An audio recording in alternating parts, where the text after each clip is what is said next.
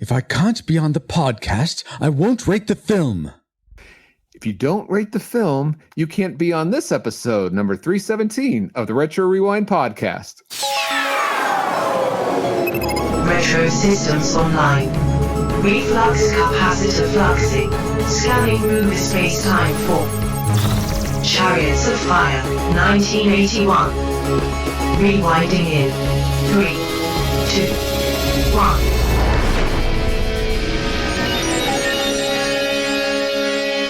Welcome, Rewinders and new listeners to the Retro Rewind podcast, where we take a fresh look at movies and games from 15 or more years ago. I'm your captain of the pod, Francisco Ruiz, and I'm joined by your XO and mine, Paul, the running real fast, PaulGPowers.com powers.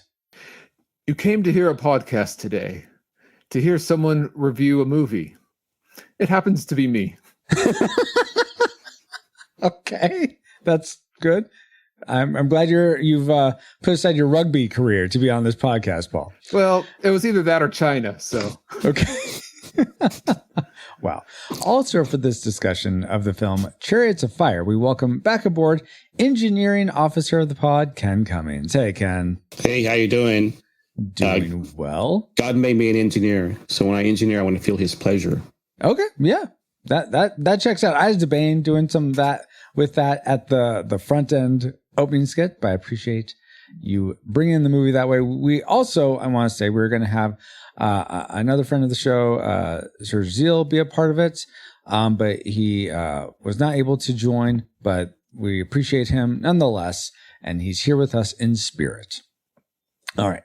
And now that you have a quick flyby of who we are, Paul, can you give us a quick overview of the production specs for Chariots of Fire? Sure. Chariots of Fur was the first newly theatrical Chariots of Fur? Oh my word. Wile E. Coyote and Roadrunner movie. It was like a 30-year. I gotta watch that movie. I didn't watch it. I'll be right back. Oh, okay. It came out December 21st, 1994. Paul and Ken. And Ken. No, it's Chariots of Fire. Fire! Not fur. Fire. What? All right, fine. That could have been brought to my attention yesterday. It was. Go back and rewatch a long movie. And the day before. And then before that. And then 6 months ago when I first mentioned it. Yeah, you tell him, Ken. Hold on. This movie's long. I have to go back further. All right. Chariots of Fire was released May 15th, 1981 in the UK. Is that one? Yes, that's the one. Okay. Not Chariots of Eggs either from SCTV, Bobo. Chariots of Fire. Go ahead, Paul. It runs and runs and runs because it's a running movie for 2 hours and 5 minutes. It's rated PG. It was directed by Hugh Hudson, written by Colin Welland, with lead stars being Ben Cross, Ian Charleson, Nicholas Farrell, and old Bilbo Baggins himself, Ian Holm. And the music was composed by the one and only Vangelis. I thought it was Vangelis. Is it Vangelis? I thought it was Jealous, but okay. Well, if you're American, most of them say Vangelis, but if you're actually like from the England and from Greece himself, pronounces it Vangelis. Oh, wow. The more you know. All right, you ready for the box office trivia? I am ready. Ken, are you ready? Yes. Awesome. And anyone in chat, you're welcome to join in as well. Go for it, Paul. All right. Chariots of Fire was made for about $5.5 million, and it earned over $60 million in the box office. Wow. So given this fact, how high in the box office do you think it ranks among the movies released theatrically in 1981? We'll go for the top 50. Top 50. Okay, Ken, what is your guess? I'm going to say 13. 13? Okay. I am going to guess, let's see, 43. 43. Not because it's my age. Obviously, to everyone that knows, I'm 22. But I'm just going to guess 43. And Bobo guesses 7. All right, 7 for Bobo. Paul, where did it actually end up? Well, according to the-numbers.com, Chariots of Fire came in at number 9. 9. Oh, okay. Wow. 9? Higher than I thought it was going to be, but hey, that's fine. But Dobbo wins with 7. Yeah, Bobo Good wins. job, with 7. Bobo. Good job, What Bobo. was number 1 that year? Raiders of the Lost Ark, probably.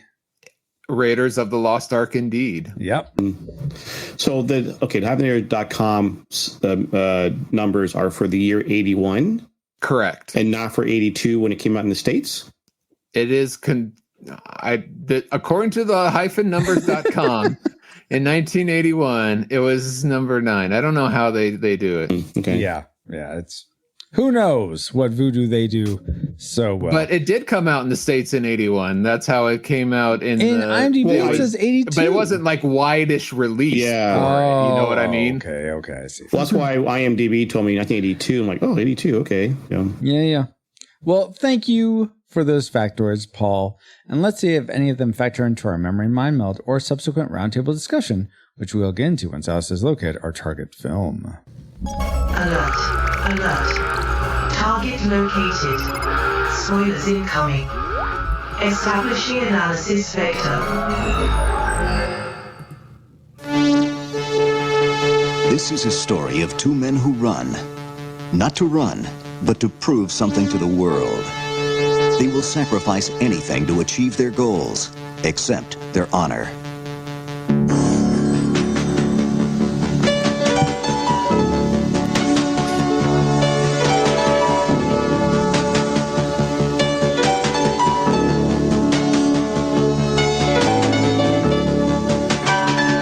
ABC TV says you'll be riveted, enthralled, and you'll cheer like crazy.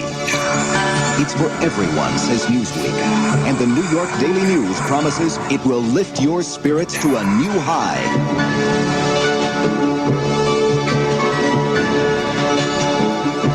Chariots of Fire.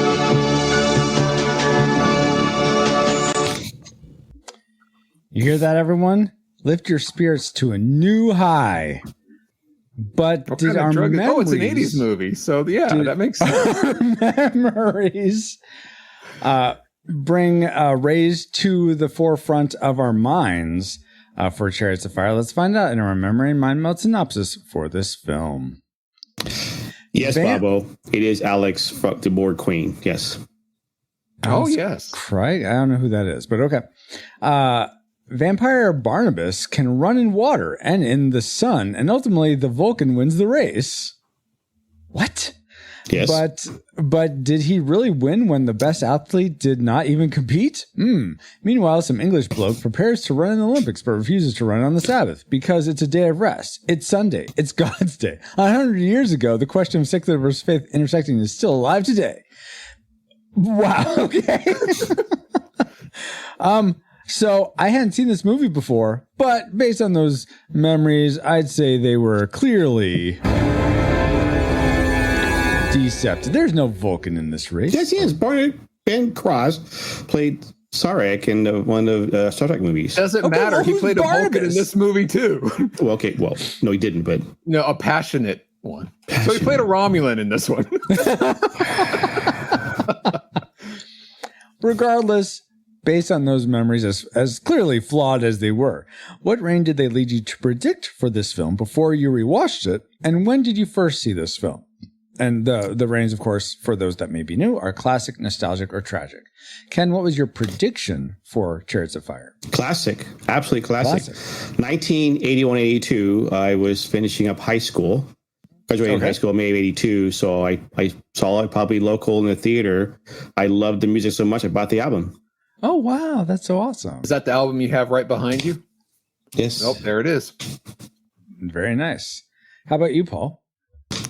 So, this happens to be my dad's favorite movie of all time. Oh, my gosh. He was a runner back in his youthful days, and so he was excited, and he was excited to share this movie with his kids, you know.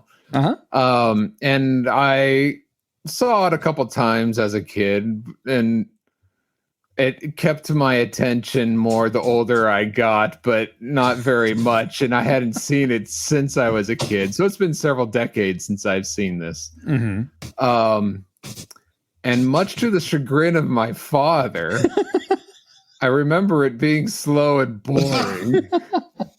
So I predicted it probably wouldn't. It might get better, but not much better. So I didn't want to predict it would be tragic, but I kind of I predicted it would be tragic. Predicted it would be tragic. All right. Wow.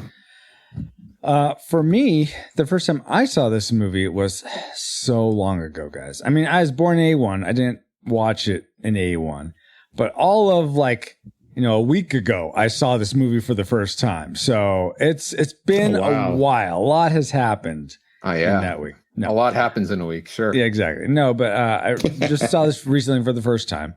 But before I watched it, I had never really had much interest to see it before, but I know it.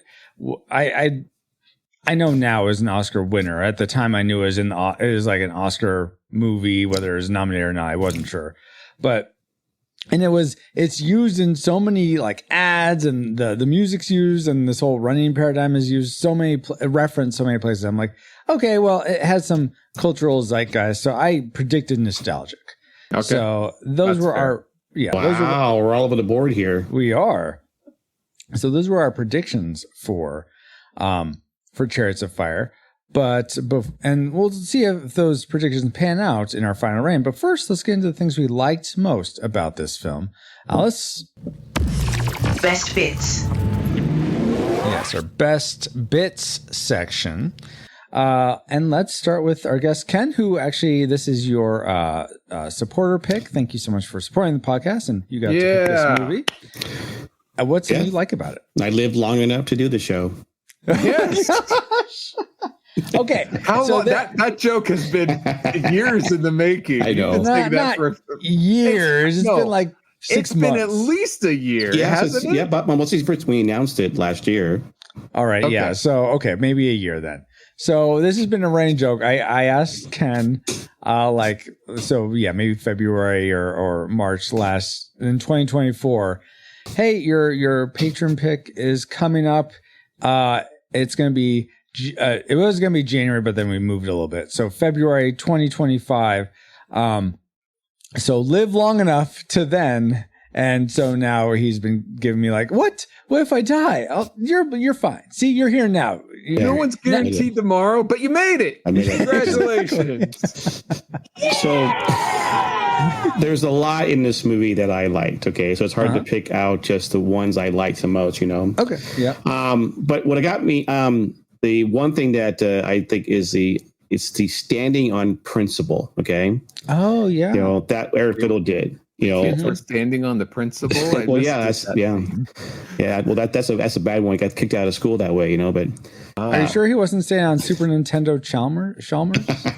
The Simpsons reference, people. Continue. Even when he was pressed by the future king, he basically was God over kings. It's the principle of the matter. Yeah. That I liked about him. That's why I always do Eric Little's quote all the time, because I always quote that because he says in there the fact that God telling his sister Jenny that God made me fast, and when I run I feel God's pleasure. Yeah. So that's why I joke around and say, well, God made me an engineer. I want to feel God's pleasure when I engineer. So here's a question. If God made you fat, do you feel his pleasure when you eat? Oh my gosh. I'd say if you're a competitive eater, maybe. Jeez. Wow. Okay. Wow is right. My gosh. But okay. So staying on principle with that. Yeah. And I totally agree with that sentiment. That didn't make my like list, but I thought that was really cool that the thing that, I thought that was just really compelling that he would be like, no, this is the Sabbath. And I think in this day and age, most Christians that are hold to keeping the Sabbath, which I believe you should do as a Christian. Not that we're into spiritual speculation right now, but I think I tend to be like, okay, you can adjust the Sabbath to be any day as long as you are Sabbathing on that day. But maybe we can disagree about that. Well, regardless. No, so in the movie, there were other Christians. Mm-hmm. Yes. And they ran on the Sabbath. Yeah. So yeah. I don't think it was to me a violation of God's commandment, but his conscience. So, he made it a point. He told in the movie, he told a little kid, should you be playing soccer on the Sabbath? So he was standing by his principles. And that's why I liked it. He standing by his principles, even when the future kings say, "Hey, come on, dude, for country." Like, no. And, so he was being a Pharisee to that kid. Well, that's what he was heralded. That's the wrong thing because their guy's name was Harold. He was the paper. What in the movie papers were like how much he was praised for telling on principle. Even the other runners were like, "Dude, that's fabulous," Yeah, right. Yeah.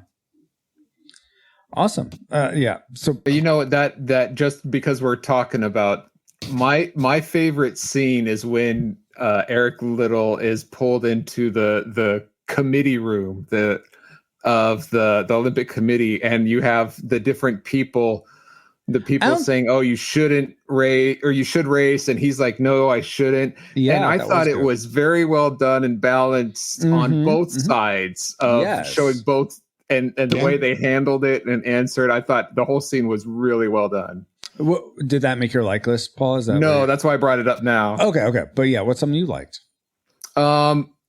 I enjoyed the scenery. The where it was shot, none of it was shot on stage. It was all location based, and it was beautiful. It made it feel more authentic and real, and helped you put your mind back in that time. And it was just it was incredible. Some of the, even like inside the school, like the ornate decorations and all the books and everything. Just thought the production design was really outstanding. Absolutely. Oh, yeah. Set design, production design. Yeah, for sure. Exactly. For me, part of that being on location was really nice. But the thing that I actually, so the first thing that made my liked list was the most thrilling scene of the movie. Came about a third into the movie. I think it was about a third, maybe halfway. It was the Scotland versus France race qualifier. It's the one where Eric Little gets shoved and pushes down. Oh yeah. And Ian Holmes' character, who I'm, what's Sam Sabini? Sam Sabini. Yeah. He says, "Get up," even though he has no relation to him or anything like that. Yeah. And he gets up and he just drops the clutch and just goes. And I just, I love that whole, like, I'm down, but I'm not out. And now you're gonna rue the whirlwind. I don't know. I was trying to come up with some metaphor that was fire related and Chariot, but I totally blew it. But he didn't blow it. And that made that race so thrilling and fantastic. I wish more of the movie was like that. Okay, so let's get to, let's go back to Ken. I see. What, Ken? What? I said I like that part a lot. What's something else you liked a lot? The actors. Ben Cross. Yeah. I mean, Ben Cross had done other things too. He played Star Trek. He was a Vulcan. He played a vampire, Barnabas, right?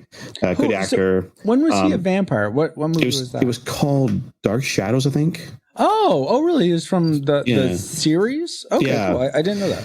Also, Ian Charleston, who played Eric Little, always quote that, right? And then, of course, Ian Holm, like, wait, what? I was looking at going, double check, yep, that's Bill Baggins, okay? Yep. And of course, John Gielgud's in there, and other actors like Alex Krieg, who was there. She, of course, played the Board Queen, and it was good, right? So who was she in this? Was she the love interest of Sybil. Of Harold, yeah. Okay. What is interesting, again, actors can act well, right? So I looked up the actors, and like the actor who played Eric Little, Ian Charleston, he died at 40 from HIV. I'm like, wait, what a good actor. Yeah.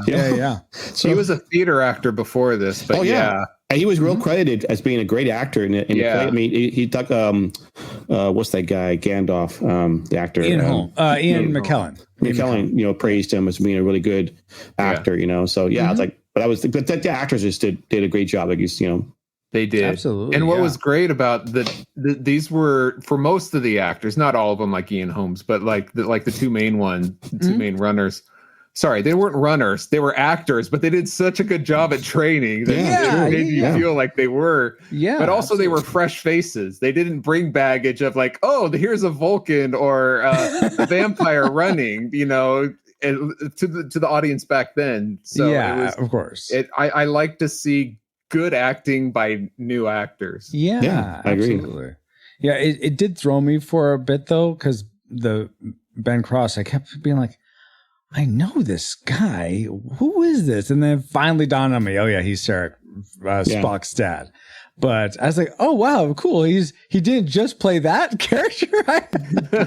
Well, I've known Ben Cross in Chariots of Fire, so whenever I see other shows he's in, I always know who he is. You know? Yeah. That's cool.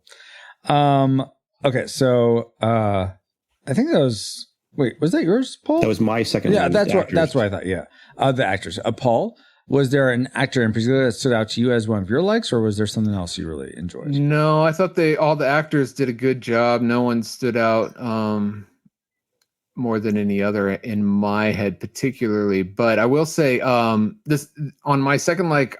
I put the dialogue, and I talked about the scene that I really liked, but I thought the dialogue was excellent throughout the film. Yeah. Like even in the school, like with the headmasters, I mean, they talked in this British uppity, snooty way, but it also made sense. Like what they said was very dignified and very like classy. It's very classy. Yeah. It wasn't educated just to sound educated. Is educated because this was who they were, and it felt authentic to them. Yeah, right. And when they gave insult, it was like in that subtle, educated way, where it's not like throw the gloves off, we're in the backstreet alley cussing kind of a thing. It was very well refined, and it felt very true. So yes, absolutely. Yeah, when they were in that, when they were talking to him, the two headmasters, John Gielgud and the other one, talking to Ben Cross's character. Yeah, and Gielgud's like, "You're too plebeian. Elites are expected to behave as an elite." I'm like, the dialogue was just so good. Yes, absolutely. Something that it wasn't quite the dialogue, but it was almost like another. Often people will say this is another character in the movie, was the score. So Vangelis, I guess it is. Yes. I thought I really, it's not my favorite. I think it's unfortunately through growing up in the 80s and 90s, it gets overplayed so much from other things that it lost probably the charm that it would have otherwise had if I was hearing it just from this movie as connected to this movie. But it's still very hummable. It's very memorable.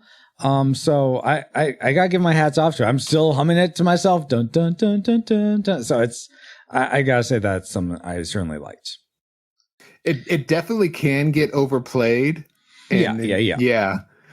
Just like any good song. So, which absolutely, exactly. Like I guess it's a good thing if you can. I mean, it's sort of like how the Robin Hood Prince of Thieves theme got overplayed so often. I think because it was like it got used for like some Disney company or something. Yeah, one of the studios used it. Yeah, exactly. So anyway, so those are our main likes about Chariots of Fire. What did we love the most? What really ran away with our hearts for this movie? I'm gonna start because you guys sort of have been like talking around mine. We ran around it. Yeah, around it really fast by the stroke of 12 or whatever it was. Yeah. You had mentioned the dialogue, Paul, and yes, and you had sort of commented on this, the schoolmasters, Ken. But I'm just going to read this whole dialogue piece because for some reason this really spoke to me. I think as a gamer and someone who's making a game, because sometimes I can feel like that's sort of like arbitrary. Oh, good. I'm glad it's not an anti-Semite speech you're about to give. Wow. I can feel it's easy to dismiss the things I'm working on. So I'll read this. Okay. This is the Master of Trade. Here in Cambridge, we've always been proud of our athletic prowess. We're always believed that our games are indispensable in helping to complete the education of an Englishman. They create character, they foster courage, honesty, and leadership, but most of all, an insatiable spirit of loyalty, comradeship, and mutual responsibility. Would you agree? Yes, sir, I would. Yeah. So I just liked all that they cared. I mean, I think it's too easy for schools, probably not these days, but to get so wrapped up in just the academics. And while those are important, I like that they have this other focus of athletics, games being something that adds to your character, can help hone those character traits in a way that just studying a book can't. So rather than being a distraction or something that causes you to like to ignore your duties, it can actually be used as a tool to hone your craft and your exactly because you're learning teamwork, sportsmanship, loyalty to your team, stuff like that. Yeah. That it's hard to just learn that just saying about Napoleon or whatever they did. So I guess I was about to say depends on what you're focusing on. Yes, absolutely. Yeah. But I really appreciate that, and that made my classic maker. Let's go backwards. So, Paul, what was your classic maker for Chariots of Fire? Well, I kind of agree with you, Francisco, but where I disagree with you is that the music is the best part of this movie. I mean, so what's the disagreement? Vangelis. This is by far, in my opinion, Vangelis' best work. What? Blade Runner's better. No way, because in the scenes in this, the music really helps and matches the emotional tone. It really pushes and brings it up. Like when you mentioned, Francisco, when Eric Little gets pushed over in the race and he gets up, and he starts running. The music really elevates that. And because this is more of a personal drama movie and it gets more emotional, I think his Vangelis' music really shines more. Whereas now I've only seen Blade Runner maybe twice.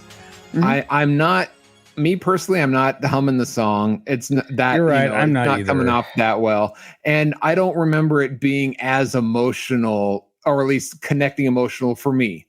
The music with what's on the screen. Yeah. So that's why I consider this his best work. Okay. That's totally fair. And I mean, as much as I say I prefer Blade Runner's music, it is more ambient. I feel like tonally, if it's, I don't know if it's the movie better or worse than Vangelis is for this movie. I think I like, it's more atmospheric, like you said, tonally, where I think the music somehow is more emotional in this. Yeah, in this. And that's a good thing. That's totally, I think you need it for a movie like this. Yeah, exactly. But I'm not going to split hairs anyway. Let's. Is that because you have a few left to do that? Sorry. Wow. No. Wow. Only people watching the video will get that. I will say, as someone, I am not musically inclined. It's beyond me how people can even write music. Yeah. And so to make it in a way that is more emotional rather than just like, oh, this is the music you hear in the background. Like, it has a beat or whatever. That kind of transcendence is just, I'm in awe of. So yeah, absolutely. Yeah. Awesome. Well, then that leaves Ken. What was a transcendent experience for you about this movie, Ken? Same thing. Your laser disc. No, he's got the LP album, baby, original. Oh yeah, the music. I mean, obviously the title, right? But everything, like even that one where the 100 meters, when he's doing 100 meters, right? The whole sound and watching how they did it over and over, like two different angles and the music playing, right? And the tonal of it, just everything about it. Even at the end, I don't know if he wrote it, but the last song they're singing Jerusalem, but it's just all, the music was all good. The whole music, even listen to it again, I'm just like captivated by it. And it was just, the music. For people who have not heard the album, I think the top two the top one is of course the theme, and you'll be familiar. The second one is, I would recommend Eric's theme. Check that out. Okay. Awesome. Thank you, Paul. Yeah. Very good. Are there any other themes from the album you like though, Paul? Not as much. Okay. Yeah. Really? Okay. I mean, there are a couple, but not those. For me, like you could be like Ken and listen to the whole album. Yeah. But if you want the too long didn't listen version, just check out those two. Okay. Okay. I didn't know if there's some like special track on like your CD or something. So okay. No. Then we'll move on to the things we didn't like so much about Chariots. Oh, so I'm giving Paul a hard time about something he made. Oh, you found the hidden track? Yeah, I found the hidden track, which was one more thing I liked that I totally forgot about, guys. I'm so sorry. I forgot that I liked the Untold podcast. The Untold podcast is a speculative fiction podcast utilizing the genres of sci-fi, fantasy, and horror, among others, in order to engage the culture's imagination from a Christian worldview. Nathan James Norman produces and narrates stories presented in a unique and dynamic way. Check out the Untold podcast at www.untoldpodcast.com to listen and leave them a review on Apple Podcasts. I was going to say Apple iTunes. Apple Podcasts. Speculative fiction. That reminds me, one of the great things about Chariots of Fire is that it was based on a true story. Yeah.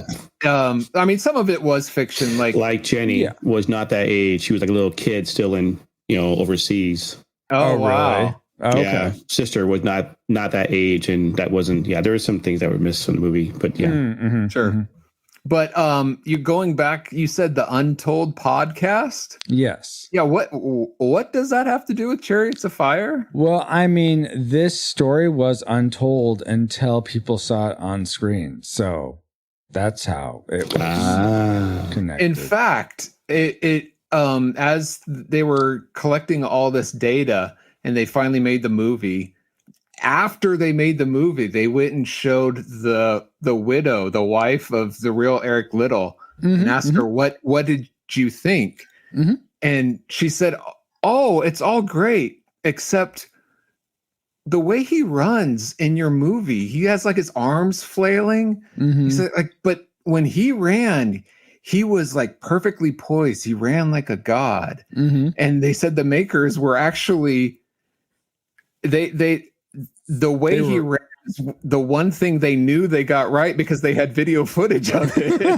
Oh, really? Yeah. Was the way he ran. They got it right, but she forgot. Oh, my goodness. Yeah, because, she's married to him and she has all these anyways. Yeah. Funny. That is funny. And that's some awesome trivia, Paul. But how about some trivia I have for you guys? Oh, much better. Okay, good. Did you all realize this film was the first non-United Statesian movie since 1968's Oliver to win Best Picture? Oh, cool. We should review that too. Yeah, let's not. And it's a musical. You'll love it. And it was also Sir Ian Holmes' only Oscar-nominated performance, which is really weird. I would have thought he would have gotten no kidding. an Oscar from something else. But with the Oscars in mind, guys, if you had to pick another movie from 1981 to win the Best Picture Oscar, what would it be? The other nominees, just for point of reference, were Atlantic City, On Golden Pond, Raiders of the Lost Ark, and Reds. But you can choose any movie from 1981. It doesn't have to be those. So let's start with our guests. Ken, what would have been your, or would have been Chariots of Fire for Oscar, to win the Best Picture Oscar? Tell me if I even saw Atlantic City. I might have. I've seen the other ones. Yeah. I mean, Reds, Warren Beatty, Reds, that was when I'm a movie, right? Raiders of the Lost Ark versus, that's the first one that, apparently, before Star Wars was even being totally done, he already had that in mind, talking with Spielberg about doing some kind of a thing like that, but I would say On Golden Pond. Holy mackerel. Katharine Hepburn, Henry Fonda, even what's her name?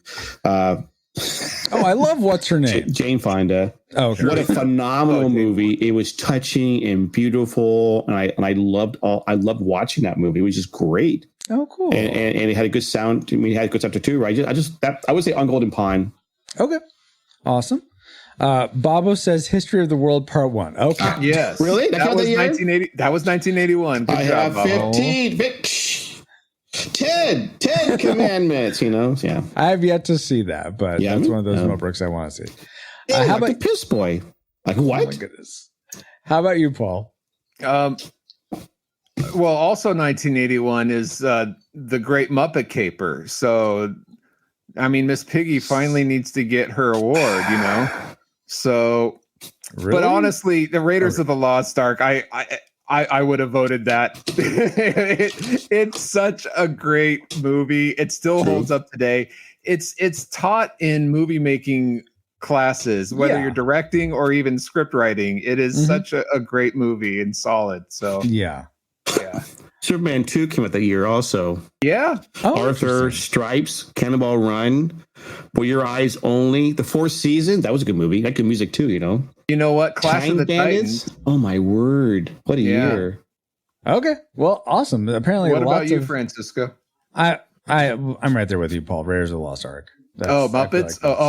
Raiders. Yeah. Raiders. No, not Muppets. I mean, Raiders is a good movie. Good music. Good score. Yeah, one could say better than other movies. No, I think On Golden Pond is better.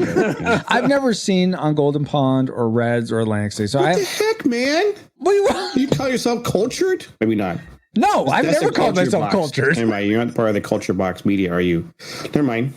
Well, yes, that's we why are. But we're making culture. Many parts.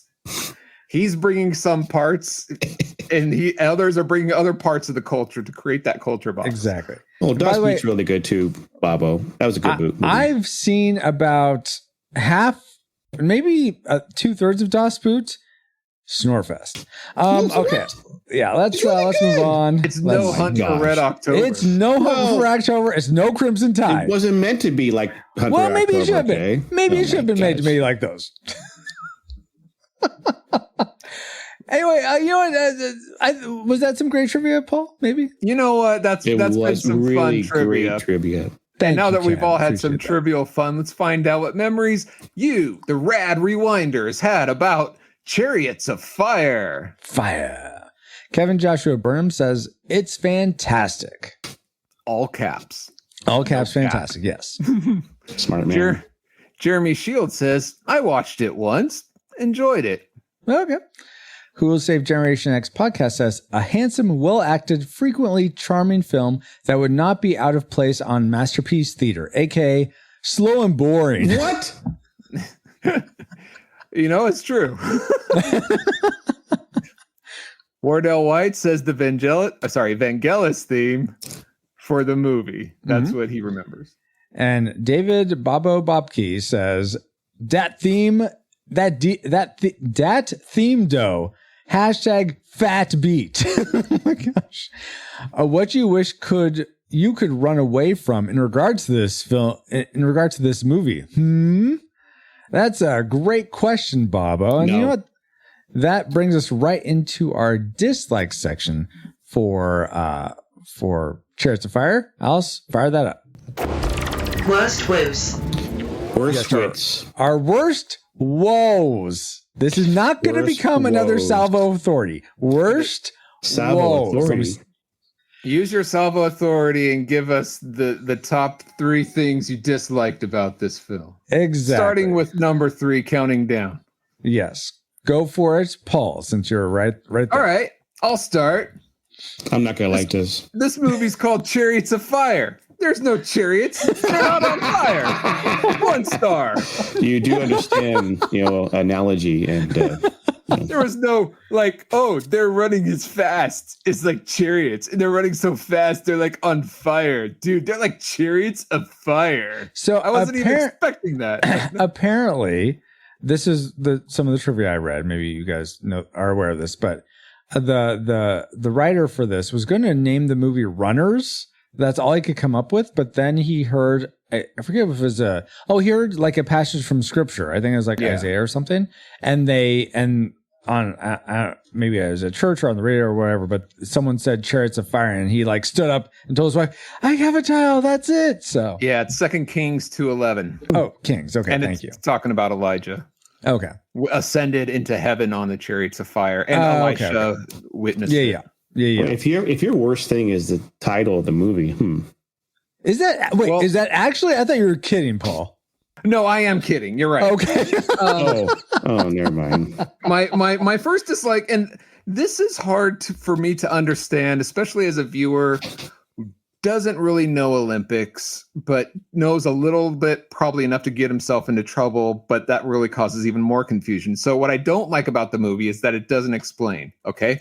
And here's what it doesn't explain. They make a big deal about Eric Liddell, the runner, who wants to compete in the Olympics, but the trial run for him to run happens on Sunday. Not the actual running of it, but the trial run for it. Yes. So they want to move it or do whatever, like, oh, how do we get around this? Yeah. So as I'm watching the movie, it's like this guy comes in, hey, I won second place in this race. I have another race coming up. You should just run in my place over there. Is that cool? And they're like, yeah, but doesn't he still have to run in a trial to see if he can like get into the Olympics? No, the heat for that's on a different day. Yeah, he's already in the Olympics. He's already been part of the team. Well, then what was the running for on Sunday that he refused to run? 100 anyway? meter. The 100 meter was the one he was good at. That's the one he trained for and it was a run for. So his other guy, his quote unquote real race was on a Sunday. No, I thought that was the trial. The heat to get placement into the finals was on a Sunday. Okay, not the actual final. The other race was not on a Sunday. Correct. So how can he get in the final if he doesn't go on? Because there's a final for a different race. Because the other had heats too that he did also. So you understand there's like 100 meter, 200 meter, 400 meter marathon. There's lots of different events in the Olympics, right? Okay.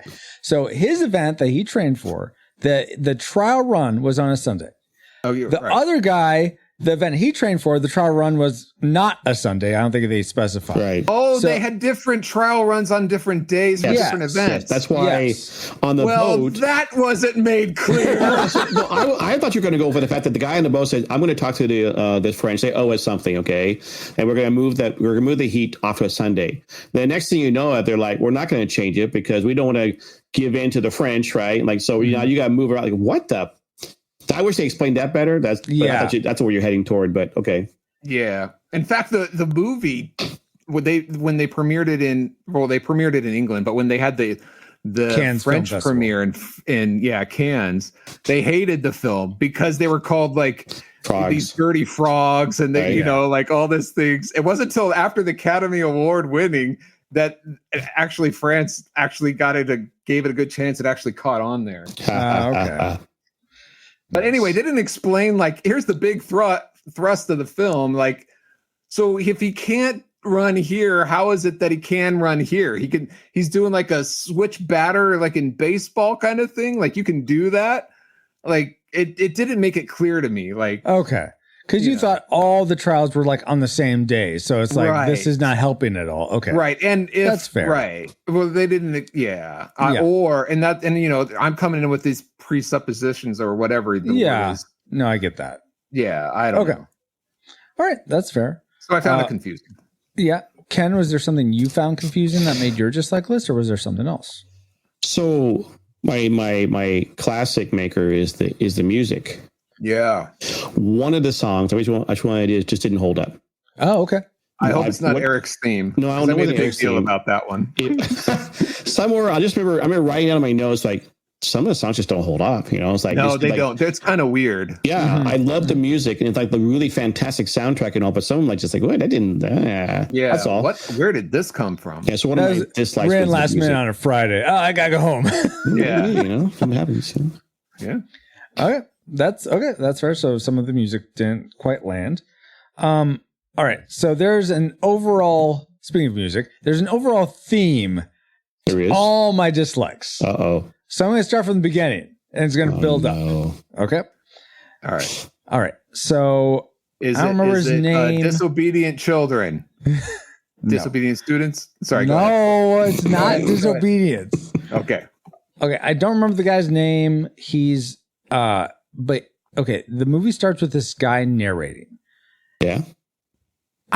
He plays he's a runner, but he plays of no value in the whole movie. He's a friend. No, he's a friend of Harold. First met Harold to train. Who cares? He was the chase I don't care. I don't need him. He was a friend of all of them. He knew them. He was still alive at the end. Okay. So, I don't Francisco, I'm not. I'm going to explain this. It doesn't make it right.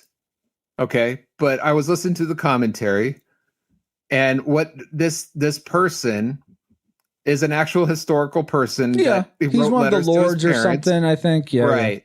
So they built the framework of this movie around it, and he is supposed to be the everyman. He's the one that walks and runs with these runners, and you get his perspective on this thing. So it makes you feel like you're part of the story with.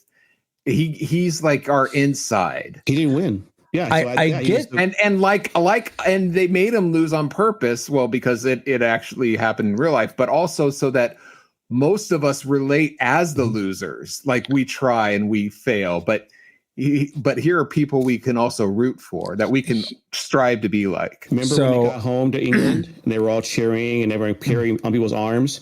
Not him. But his colleagues, his fellow runners, pulled him up onto the whatever it is, the parade too. Yeah, so that's where they're coming from. That's why, yes, you're right. He doesn't contribute to the overall story, but I don't know. He helped Harold when Harold's getting rubbed down by Sam. Right? He's talking to him. It's like, I'm afraid to win. I'm like, he's like, I love how your peace of mind and your life and what you're doing and how you are. And it's like I admire you, even though he's the faster runner, right? He's the guy who's going to win the race and all. It's like, yeah. So anyway, Francisco, go ahead and finish dumping on this guy. Yes, I watched the movie, and this guy is completely unnecessary. I don't need to see anything through his perspective. I'm watching the movie. That is the perspective I need. If he was narrating throughout the whole thing, like, my dear Pollyanna, the war was quite hard today, and like it was like that was a repetitive like rhythm of him narrating. It's like the beginning, and then on the ship, and then at the very end. And it's like, I know if you're going to give me your perspective, I want your perspective not for every single thing. Otherwise, you're wasting space. No, wasting space. They used him as filler. And they're right. That's exactly right. Yes. Well, no, if he had done more writing or more narrating through the course of the movie, it'd be different, right? Like, but you're right. He just, at times, they had some open holes to fill in, some just, let's go expository, teaching you of things by what you're saying. Teach me. I mean, he could have used that time to tell Paul, hey, the heat's for this event on a different day. And so, but they didn't do that. So anyway. Wow. Passionate, aren't you? Yes. I'm on fire. Someone's got to bring the fire. So that's my first dislike. Let's go back to Ken. What's something else you didn't like? So, I mean, I know it's historical piece, right? And I know it's all relatively right. So it's not really from the movie itself. It's just about that. All those athletes smoking. Holy macro, dudes. Okay. I mean, aren't you going to be like, okay. I don't think they knew back then, right? Well, I know that, but still, I mean, I just think like, even if you didn't know, you don't go into a burning house because you might inhale smoke, right? And you got cough. I mean, even when people started smoking, they started coughing. But anyways, it just got me watching these people smoking on the track or the runners who were smoking between heats or whatever. I'm like, oh my word, are you kidding me? Well, some are like that. Most don't. Yeah. And that's why when they offered Eric a cigarette in that room, they were like, oh yeah, I forgot. You don't, because you typically don't. But yeah, there are people that do. There are athletes that do. Yeah. Fair. All right. Okay. So just that all the smoking. That's fair. Paul, what you wish smoking was good for you back then, according to their doctor. What you wish went up in smoke about this movie? Okay, speaking of framework, Francisco, having the funeral at the beginning, the very beginning, and at the end. I know it's supposed to be bookend, but we don't know these characters. None of it makes sense at the beginning. Yep. And then when it transitions to like, okay, there's all these English guys going to this prep school or whatever, and they're starting to name names. And you're like, okay, I think these guys are important. But they all look alike. Yes. And you're like, who is who? Yes. So the framework of having the funeral there actually at the beginning makes it even more confusing. Yes. I know, but but we don't know who's who. Right. I mean, we don't appreciate it. Right? In fact, you don't appreciate the beginning unless you do a rewatch shortly after the first watch. And that goes right into my next dislike. There's 2 flashbacks in the course of the first 7 minutes of this movie. Why do we need, and this is why you don't need the narrator, because you could save yourself 1 flashback at the very least. It's like a funeral, flashback to Ryan on the beach, then flashback again to Cambridge. It's like, well, just go to Cambridge. Just start there. These are the characters we're following. No, I like the running on the beach. Yeah, the music. Show the running on the beach at the beginning and the end. That's beautiful. Yeah. Fine. Okay, fine. Whatever. You know, don't show Artistic them. license. Yeah. Don't show them after the beach in the room playing cricket. That can be removed. That does nothing. Show Cricket. them. Can you hear? What is it? You got to have to understand know what what crumpet is to understand cricket. Yes. Anyway, but yes. So the whole framing of that just made it even unnecessarily confusing. And yeah, I agree. Okay.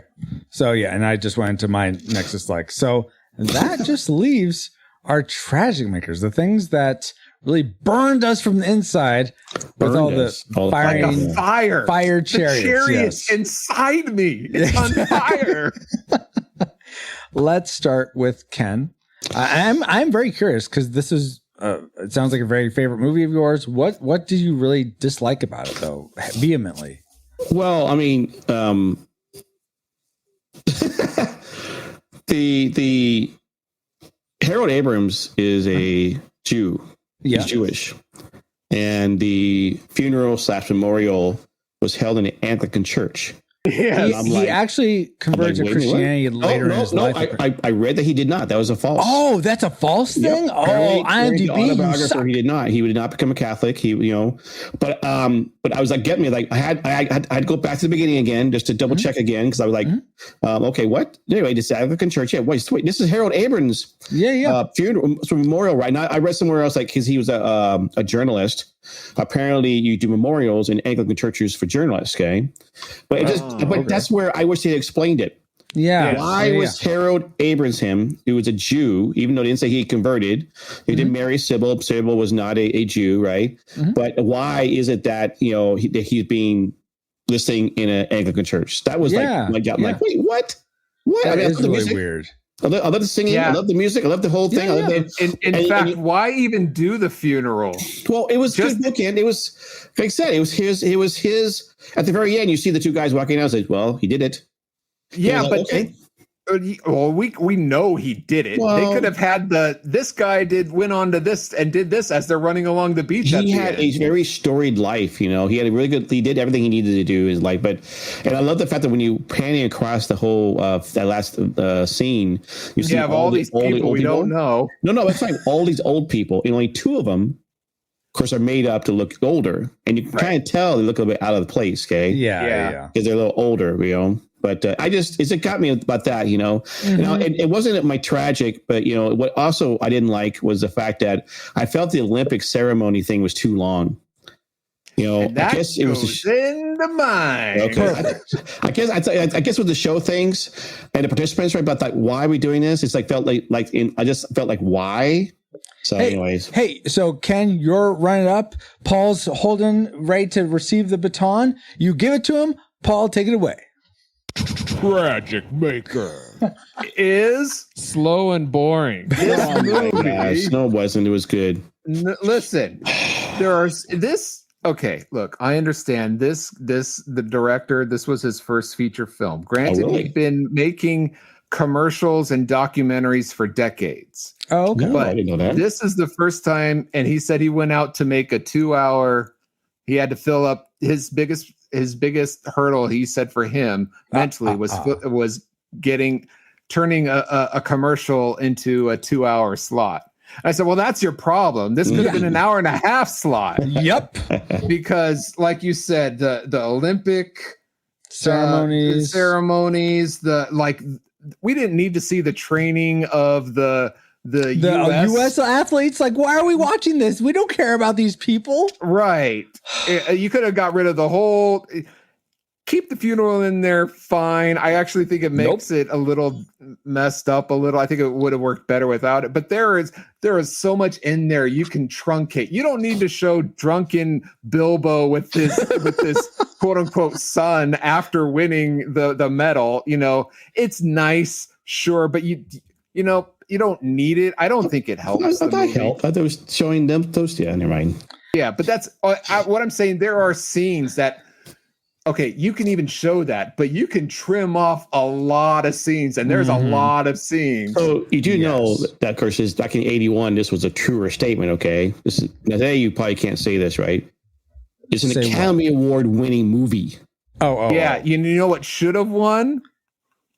Almost any year you could put in what really should have won. 1977. You know what should have won instead of Annie Hall? What? Star Wars. Oh, yeah. Anyway, so the Academy's got nothing on real taste. You know what? And Bruticus and online would agree with you. He apparently thinks this is a terrible film. So, but Paul, I mean, I think we're mind melded.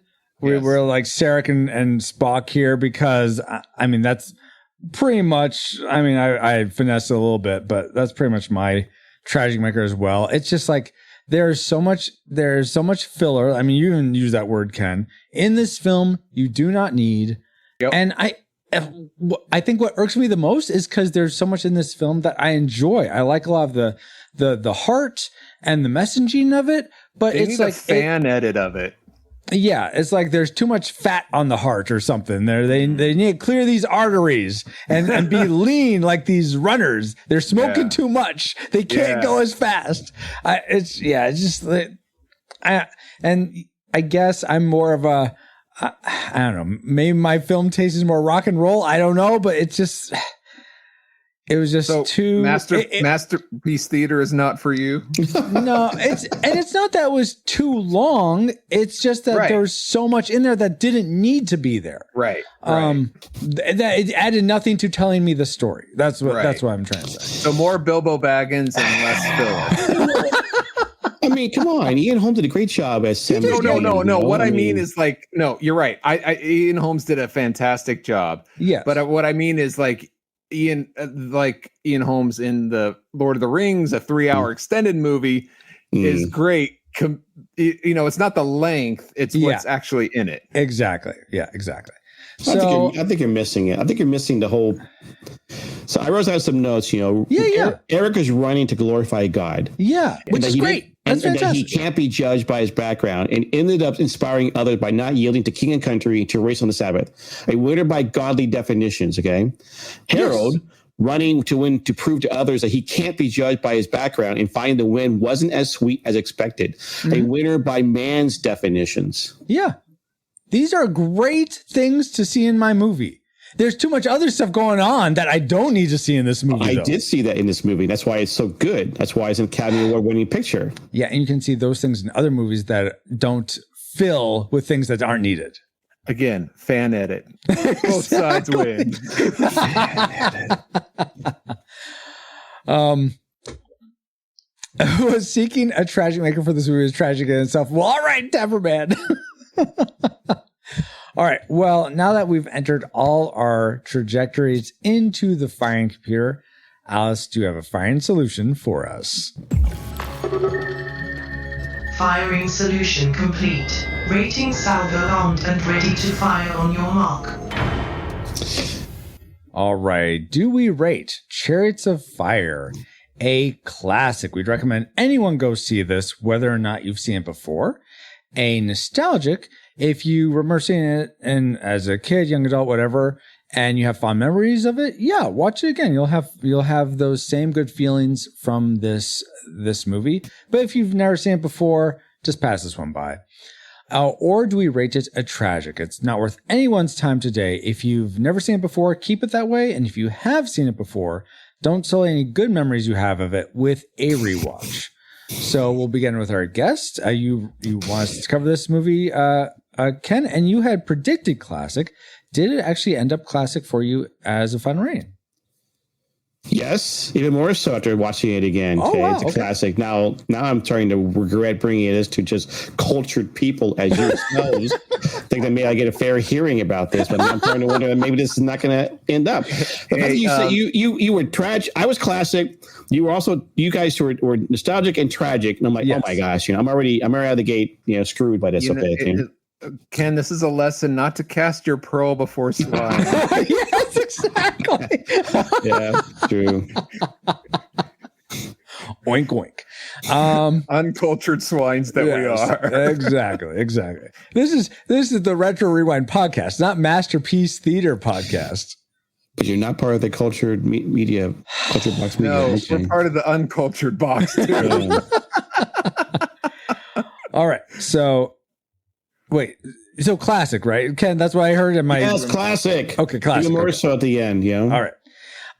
And before we get to me and Paul's ratings, we go out to you, our supporters, our reflex capacitors. You get to help decide these final rating votes as well. And you voted Chariots of Fire collectively a classic also.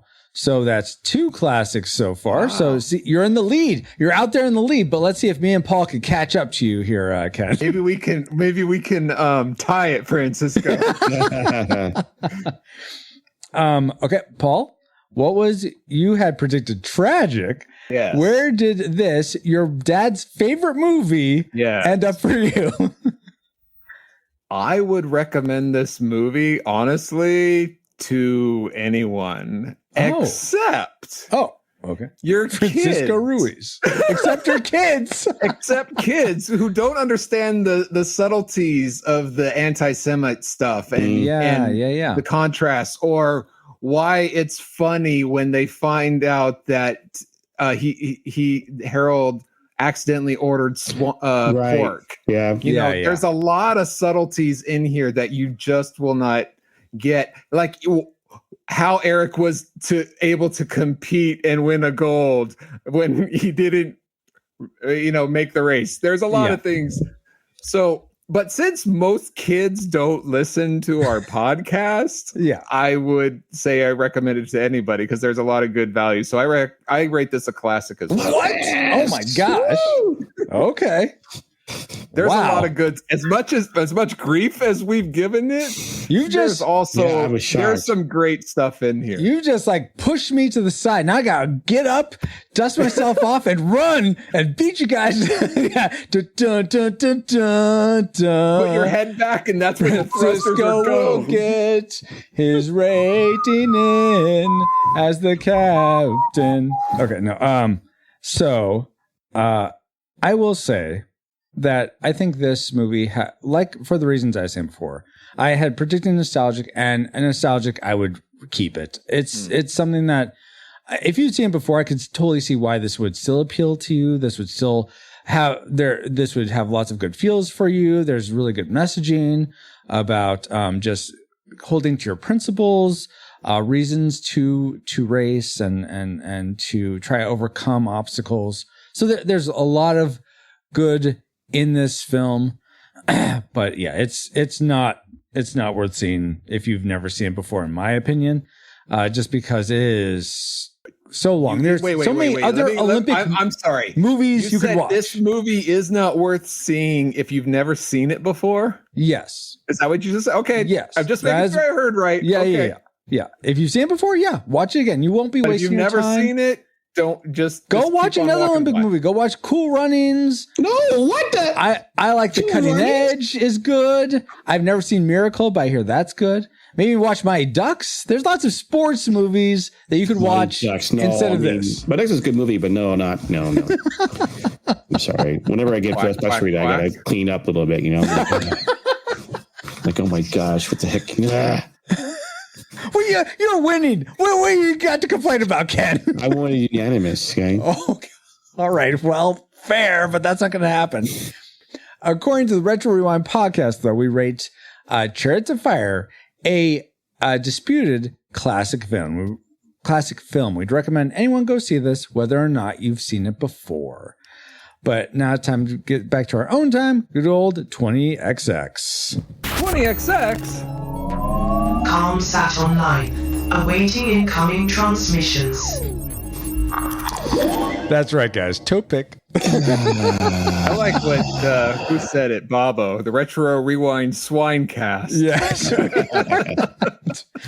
And oink, oink, it feels good to be back. But we wouldn't have been able to travel back to 1981 to begin with if it weren't for our amazing reflux capacitors, namely Deborah Powers, Geek Devotions, Drew of the Cellcast, Ashley Ruiz, Kenneth, and you're right here. I'm right here. Fabulous Lil Max, that's our Bobo D. Tungsten, Mr. Lost, Daryl Hafner, Cool Deluxe, Dustin, He's a Big Deal Warford, Flux, Redeemed Otaku, in addition to 2 other awesome patrons as well. Thank you all so much for keeping the gigawatts coming. And if you want to help keep us flying and get bonus content for your generosity and potentially swing these final rating votes, head over to firejoystudios.com and subscribe. You can subscribe for free or at the $5 level. This stream is sponsored by pauljpowers.com. If you ask him, he'll tell you that his site is the bomb. And when it comes to podcasts, he'll do them with great aplomb. But first you must go to pauljpowers.com. What? He did put it in. Oh, jeez. Man. Oh, man. You got me, Paul. I was not expecting it there. Me either. So, Francisco, are there any ways to support this piggy podcast that doesn't require breaking the piggy bank? Oh, I like how you did that, Paul. Actually, yes, there are. You probably enjoyed this episode, or you're fuming right now. Your chariots are on fire at my reign, like I think Dapper Man is. But if you made it this far and you aren't driving, why don't you tap the share icon on your podcast player for this episode and send it to a friend saying, I know you like Chariots of Fire, so I thought you might like this podcast about it. Cool, and I'll bet they'll thank you for it, hopefully. Wow. And speaking of thanking people, we want to give a big chariot hug. That's sure, not chariot on hug. fire. Yeah, that's it. We don't want to burn you with our hugs, but thank you so much, Ken, for coming on and being a patron and suggesting this fine movie. This nostalgic movie, yes. And thank you for sharing your thoughts with us on that. Thank you for holding it up. And since we like to go in alphabetical order, we'll start with you, Ken. Where can people find you? I was going to say, if you didn't mention, I was going to say alphabetical order, yeah. So you can find me. I mean, I screwed up. I just go. My Twitter is at Kennethan Live. Oh, sorry. That, but you can find me on Twitch at Kennethan. I'm a streamer. Aeronautical engineer by day, gamer shooter by night, Christian 24/7. If you want to get some beer knowledge stuff, I did accomplish my goal in some respects. I got people to watch this movie. That's true. I had not seen it before. Yeah. So, yeah. Awesome. Yeah. Cool. Thank you so much, Ken, for being on the show. Thank you to my awesome on fire for Jesus and movies friend, Paul. and all you rewinders, new and old, for another fun voyage. We also want to thank Alutrick for enhancing our music. Find him at alutrick.bandcamp.com or youtube.com/@Alutrick. That's spelled ALLOOUTRICK, then the number 8266 for the YouTube. So thank you so much to him. And speaking of websites, you can find me. I'm pauljpowers.com. Guess where you can find me? pauljpowers.com. Awesome. Actually, I like that. And thank you, Paul. And if you want to find me, you can find me on our Discord at go to either retrorewindpodcast.com/Discord or firejoystudios.com/Discord. Will get you to the same place with links to our Discord. This podcast is a proud member of Culture Box, a curated collection of podcasts, videos, and articles that will provide you a balanced meal of content. You will find culture celebrated for its past and future, satirized for its extremes, explored in study, and created anew in story. Point your web browser to culturebox.media. And as Francisco would call that the unnecessary voiceover, what he just said, we are now part of the Culture Box Media Network. Find all the shows unpacking truth through story, comedy, and geekery at Culture Box Media, where they have uncultured swines like us. Culturebox.media, but yes. Lies, not culture at all. Uncultured Box. I mean, culturebox.media. Wow. Thank you, EXO, and thank you for listening. We pray you are more joyful today than when you first hit play. But like a Pokemon, we got to catch you all for The Fugitive, our next adventure on the Retro Rewind podcast. Retro Rewind mission complete. Proceed to base to await next mission.